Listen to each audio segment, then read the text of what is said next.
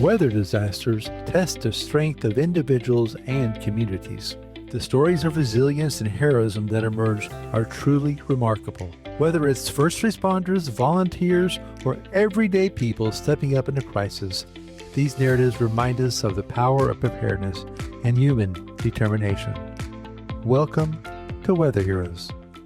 In this episode of our ongoing Katrina Chronicles, we discuss the recovery of coastal Mississippi schools in the aftermath of that devastating hurricane.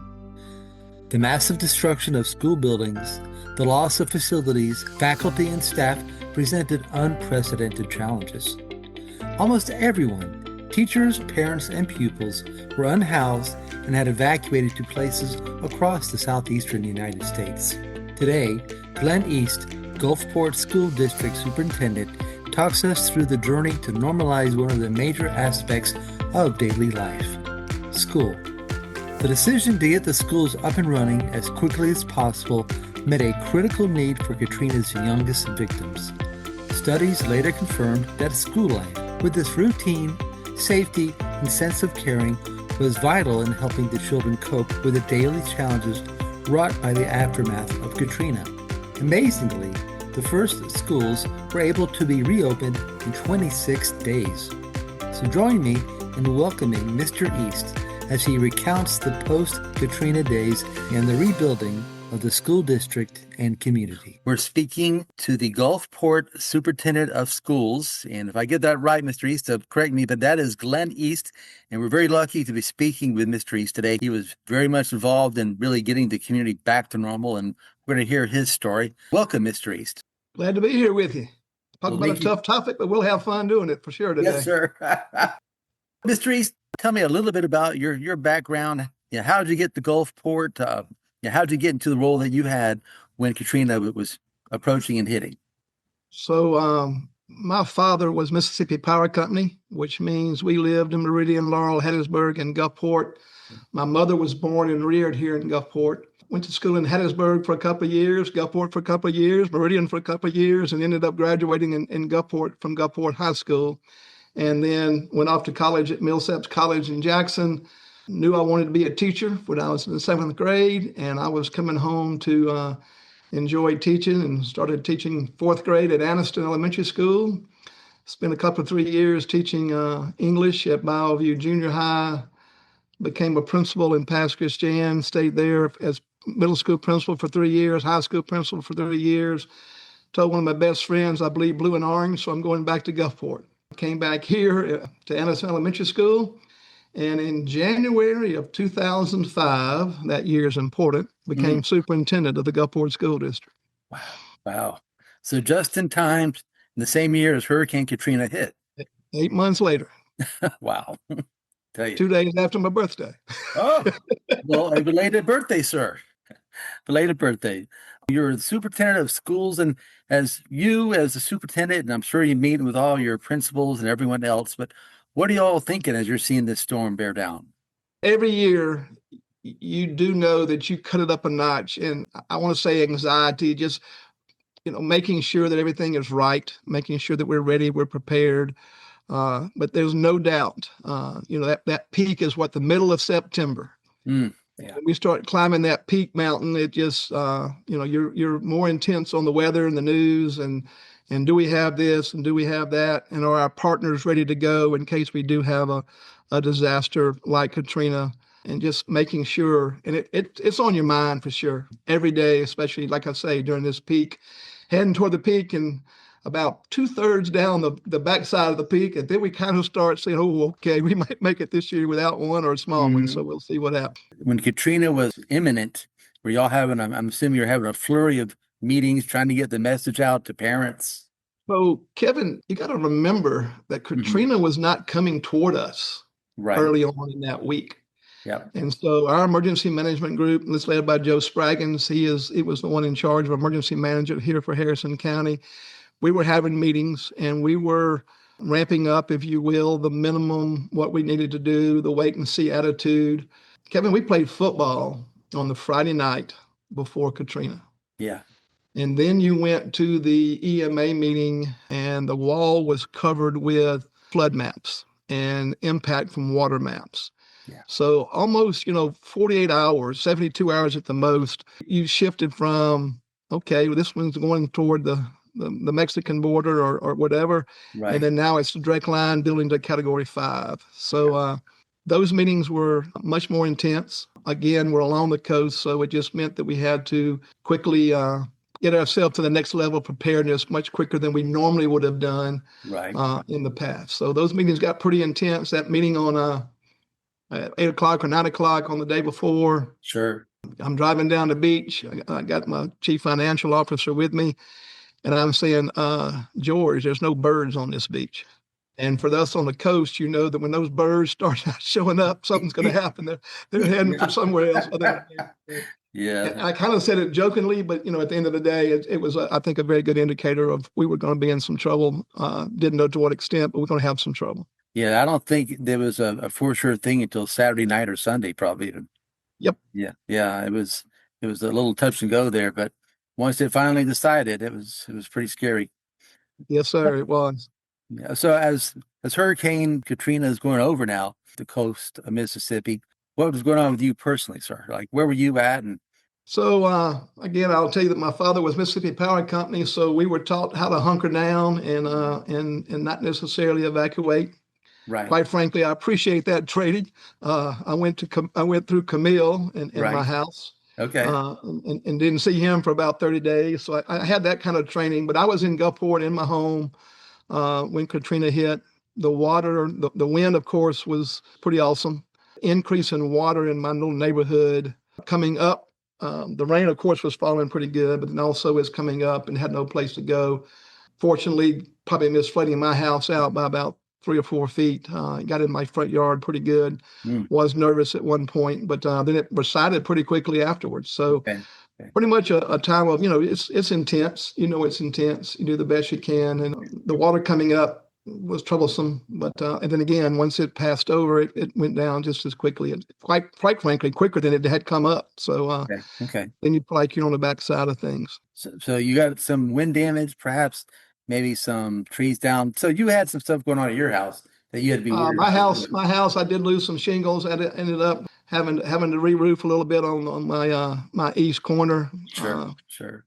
Thank goodness for State Farm getting there as quickly as they could and get me through that guidance and got somebody to work for us, and they got that done very quickly. Great. So yeah, I had a damage. One of the things that I had to deal with, or we had to deal with as a district. Right. 9 of our 11 principals had significant damage. Okay. So that's my next question. So yeah. Maybe get ahead to the next question then. So as soon as the storm's over, I'm in the Jeep. The former superintendent of our school district sheltered at Anderson Elementary School. Traditionally, if you live north of the railroad track, it's built up somewhat like a dike, if you will. Sure. You were okay. His house was on the beach, lost everything. So that was my first contact that below the railroad track was in really, really bad shape. And so drove by, called principals, got them to their buildings as quickly as possible, doing damage assessment and moving forward. So right. Well, that's a good thing you make. Like 9 of them had damage themselves. So again, significant damage. Significant damage. Not minor, significant damage. Yeah. So these are folks who have got their own damage. Yeah, they're going to go out and they're already taking care of business for the schools. Yes, sir. Right. That's one of the things that I think I appreciate about Gulfport, and I can speak to it because I've gone through the disaster here. Right. The resilience, the people wanting to work together. I mean, even when we started cranking up and starting meeting getting school started, so you would work during the day, and then you go muck out a house, or you pull down sheetrock, or you'd find connections. A lot of sweat equity across with our teachers and our administrators. Okay. And then knowing that your most important people in the building is that principal. Teachers work for principals. They don't work for superintendents. Yeah. And they were hurting. So it just pulling that all together was our first task coming out of Katrina. So we met 2 days after Katrina. The school board did our emergency disaster declaration. Had our school architect was already on our roofs after our principals went through. Already had a contractor trying to dry us in those schools that needed to be dried in. And then we just worked to take care of families and build the school district back. And I don't mean that literally build it back, but get it going so that families could have a place that they knew their children would be safe. So what did that look like? I mean, you've started to describe it a little bit, but you've got these principals and they're trying to get a hold of their teachers who were probably impacted. And I mean, there's that whole chain of events, the admin folks, everybody trying to get together. How long does something like that take? How many people were impacted, more or less?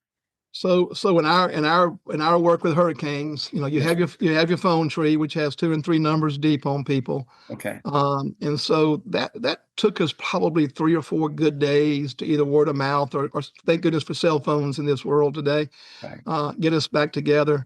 Backstepping just a little bit, one of the things you also had to remember was that was payday. Oh, my goodness. Payday right there. Yeah. So we were up and working with Hancock Bank, Hancock Whitney now. Right. Getting that payroll to people so they had it when the storm hit. Okay. So we had that time, that piece. I'm sorry, I'm regressing a little bit. That's okay. No, this is great. That was important to us. You had some that it was also our first time at school. They came by and got their checks, got into places that would cash them. Right. So that was the first thing was before the storm, making sure we had some folks that could be whole because they'd put in that first, paycheck, it's week of pay at school or whatever the case may be. Sure. And then again, back to afterwards, board meets. We got the architects coming out. We got the getting us dried in. Mandel Roofing did a lot of our dry-in work. And we just began calling. And then we started, and the biggest thing we kept hearing was parents were in the concept of, do I send my child somewhere else? Right. Or are we going to get schools open? So the whole piece there was, if we get schools open, our parents know our children are safe. And we've got to get this done. Fortunately, our damage was not as bad as some of our sister school districts. And we were able to combine things, move things around, and basically had a plan to open schools within 20 days of the event. We actually opened schools 26 days after Katrina. That's amazing. I had the help of Paul Tisdale. He was superintendent over in Biloxi. Okay. And I remember we had a meeting with several state officials over at Biloxi High School. And we just said, look, we're going to get schools open in 26 days and make this happen, and went to work. Wow. Meanwhile, again, you're going to those meetings during the day and you're mucking out a house or pulling out sheetrock or whatever the case is at night. Those meetings ended up being where sister school districts who were hurt or damaged much more than us. Sure. Any phone call we got on school classrooms, buses, we diverted to them immediately. Right. So that whole 11 of us across the coast were in constant, nope, we don't need that help. Call Pastor Christian or call Biloxi on their eastern end. Just 100%, everybody understanding that we needed a place for our children to go. And we needed employees to teach them, but we needed a place for our children to go so parents and families could work through the issues. Now, how many buildings in Gulfport in the district? So I was fortunate. We lost an elementary school, 28th Street Elementary School, and we had some we had roof damage everywhere, but not enough that they couldn't get us dried in. Right. And the other big component for us is we got to remember, Mississippi Power Company had power back on in 11 days after Katrina. Amazing. 11 days. Coca-Cola had water bottles ready to go for us. If we didn't have water when it was time, they were ready to deliver them and did that. Our contractors and people, it's kind of like in the business. Hospitals have got to be your priority, and then the schools, it helped. And we just fought through it, and we didn't want to fight. It was just an agreement that, look, let's get schools open so our community can know where our kids are. Right. Look, you got your breakfast meal. We taught school. That gives them comfort, I think, and then had lunch and sent them home. And then we all went home to take care of our teachers and principals and try to help them out as well. Another big issue that we did is we put in 8 to 12, I can't remember now, Katrina colleges on the north end of our campus. Right. For teachers who had totally lost houses. The city, working with the city of Gulfport, we put in, they call it an eggshell situation over at Central Middle School on our west side, which was housing there. A lot of our families were able to take advantage of that, and many of them right beside the school they were going to end up going to. Yeah. And again, just working with the partners here in Gulfport, our fire department and city, they had the roads cleared. 72 hours, you could pretty much get on every road you needed to in the Gulfport School District and Wow. get where you needed to get. So just a lot of folks working together. So what does it look like? You have this elementary school that you said was pretty much totaled, and obviously you're talking about drying in the other schools, and they were not maybe as severely damaged. But if one is damaged as bad as that elementary school, did you decide to rebuild? Did you replace it somewhere else? How about books, supplies, all that stuff? The books and supplies, with the exception of that school, we were in pretty good shape. I will tell you that at 28th Street Elementary School, we'll go there first. Right. It was 47% damaged based on the FEMA scale. Okay. So the roof came off and we had some walls, but it was also a school that could be prone to flood. So we basically bit the bullet and built a brand new school about 5 blocks away from that one. And so it's a beautiful new school now that those children and their families get to go to. So that was our plan on that. Of course, it didn't happen immediately. That's a 2-year process. You know what I'm saying? It doesn't happen overnight. So those students, we moved those to Central Elementary or West, depending on where you lived. And we had some extra classroom space. So we really did not miss a beat with the students. And again, those families knew where their children were and were able to help rebuild over there and make things right for that community as well. And then they get a new school at the end of the day. Great progress. That was pretty good, pretty good. So you guys got a new school out of that, which ended up being a good thing overall. So how about you're saying about you guys are working in the day and in the afternoons when the day is over, you're going to people's houses and I guess teachers and other folks and just really taking out drywall and trying to help everybody recover. Kevin, I had a teacher that sent me a text on the 29th. Sure. And she said, I just want to thank you for the cots that got delivered to my house so that my combined family had a go-to point. And those are the little small things that you did. Brother, sister may have lost a house, and then everybody's together in one. You handled it case by case and tried to spread yourself the best you could. Right. Then what really began to happen was the church organizations became very involved in our community. The Big Red Bus out of Colorado found out about us and came down and brought some clothes. One of the jokes is they brought us a whole bunch of sweatshirts, which here on the Gulf Coast we probably not going to use very often. But they also brought us some good T-shirts and shorts too. But it's anyway, they helped rescue families' clothing needs and so on and so forth. So that all began to come together. And then we worked out a system where if a teacher was sitting in the middle of a math class at 9 o'clock and a contractor calls and says, I'm going to be there in 30 minutes, they got there in 30 minutes. And so we were able to work and cover. People would pitch in to help cover classes, and everybody understood.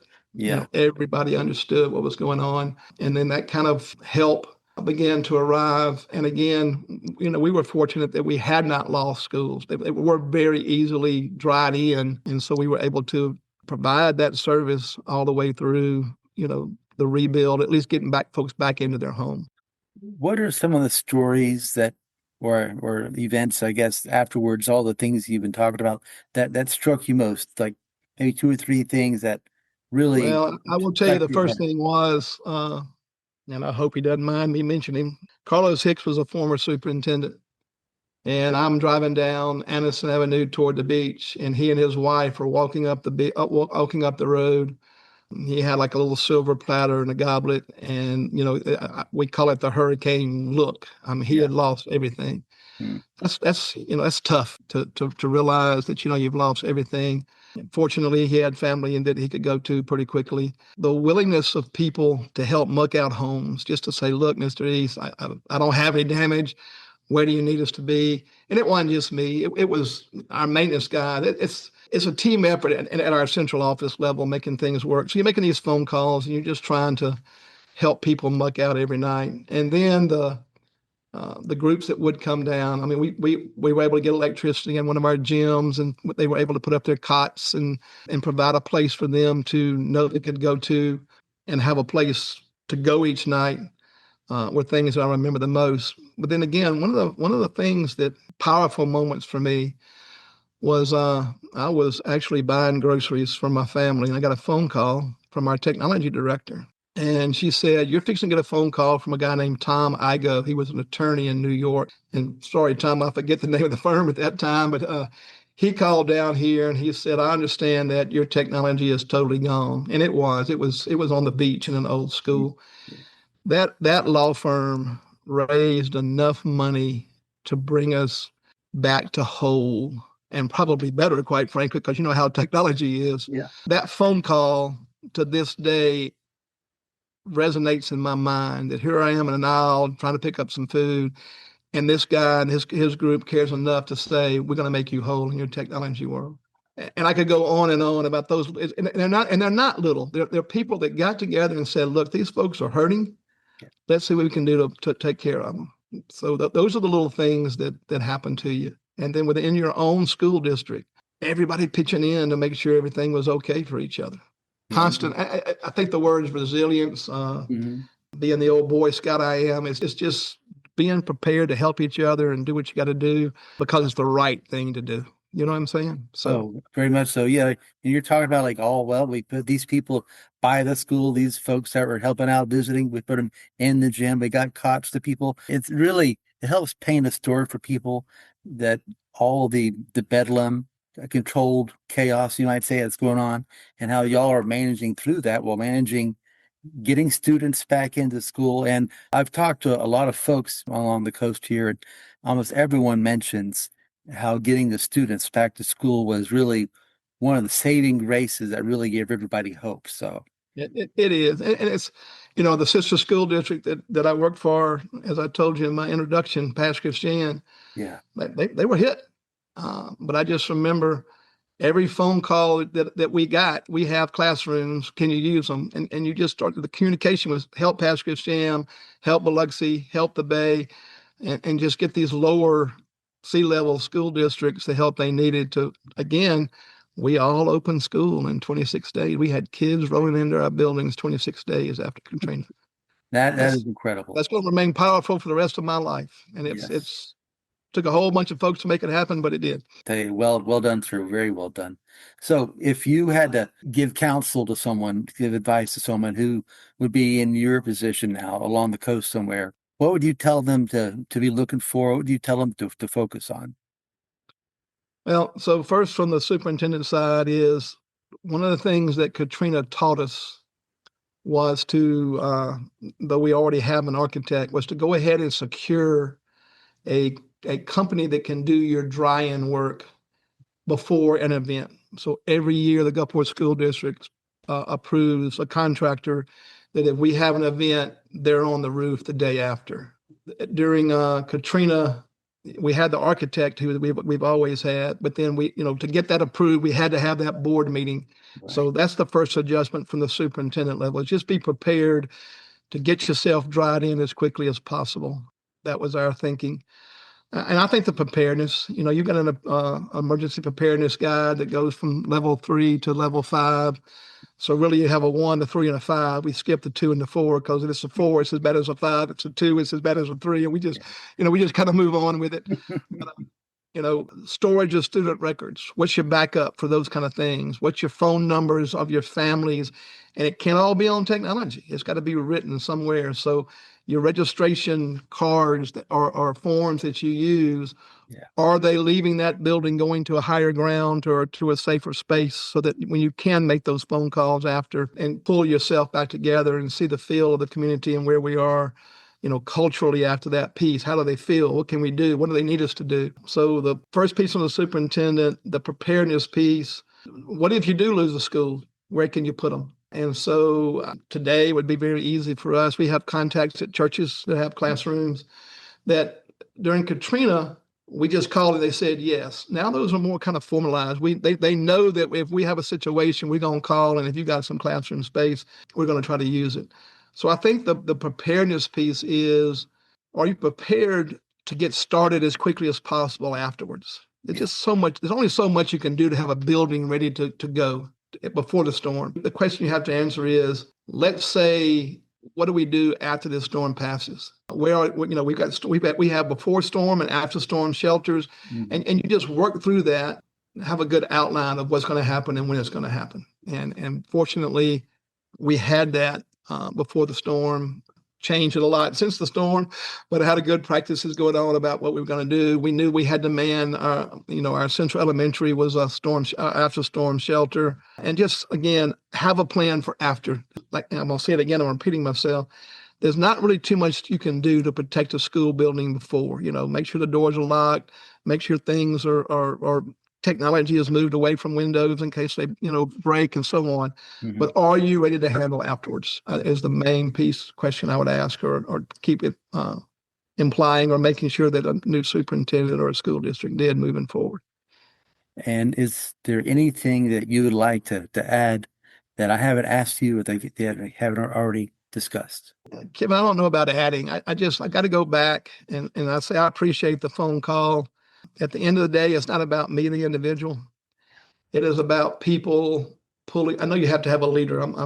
There's a belief in that, but it's about people saying, yes, we need to have children back at our schools and do that work. Now, I can tell one funny story. Carla Everest, who's now the the superintendent of Pass Christian now, was assistant superintendent here. And, we stumbled into that meeting and hair's going every which way. We're wearing shorts. We didn't really care what. And we always look back at that and say, oh, Lord, goodness gracious, we had to have pictures that day. We'd all been in trouble. But again, I just keep going back to this community understood that having children back in school was important to our success.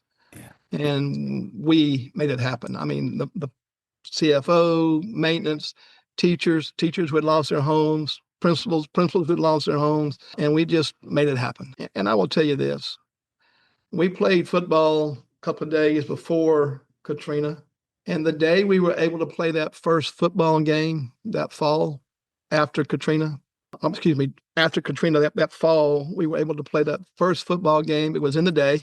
Right. And the community's there, and it could have been basketball, but in this case, it was football. It brought everybody together, and it just provided that sense of, okay, we're going to be all right here. That's just important as well. And you guys, I could ramble on for days and days, Kevin. So that's okay. Let me tell you, and you guys are all right. I tell you, they've been lucky to have you at the helm, sir.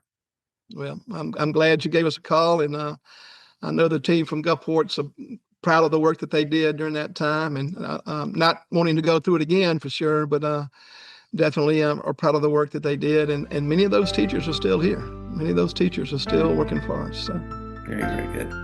Let me close with this one thing too. I think it's also important, and I'm drawing a blank, Kevin, the storm that went on the west side of Florida a couple of years ago.